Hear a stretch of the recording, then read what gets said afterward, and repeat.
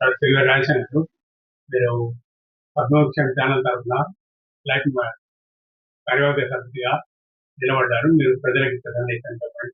జయ మార్కండేయ. నేను అఖిల పద్మశాలి సమాజం చేయండి పద్మవృక్షం ఛానల్ తరఫున వార్డు నెంబర్ 15 నుంచి కార్యవర్గ సభ్యుడిగా నిలుచున్నా. నేను ఇచ్చే సందేశం బిహండి ప్రజలకు, అందులో నా 15 నెంబర్ వార్డు తడపుడారి లైఫ్ మెంబర్స్ ఓటర్ మహాశయులకు ఇచ్చే సందేశం అనగా, మీరందరూ పెద్ద ఎత్తున మా పద్మవృక్షం ప్యానెల్ చెట్టు గుర్తుకు ఓటు వేసి పెద్ద మెజార్టీతో గెలిపించగలరు.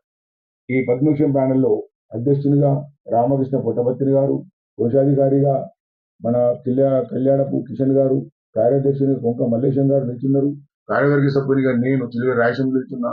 కావున అందరూ పెద్ద మొత్తాన మెజార్టీ పరంగా ఓట్లేసి వృక్షం పైన సింబల్ మా నిశాని వృక్షం పైన ఓటేసి మెజార్టీతో గెలిపించాలని కోరుతున్నాను.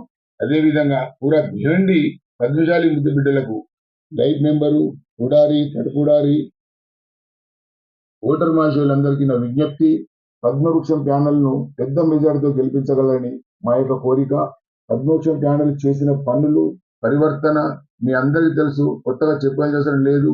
ఎవరో కల్లుబొల్లు మాటలు చెప్పిరని ఆ కల్లుబొల్లు మాటలకు మోసపోకండి.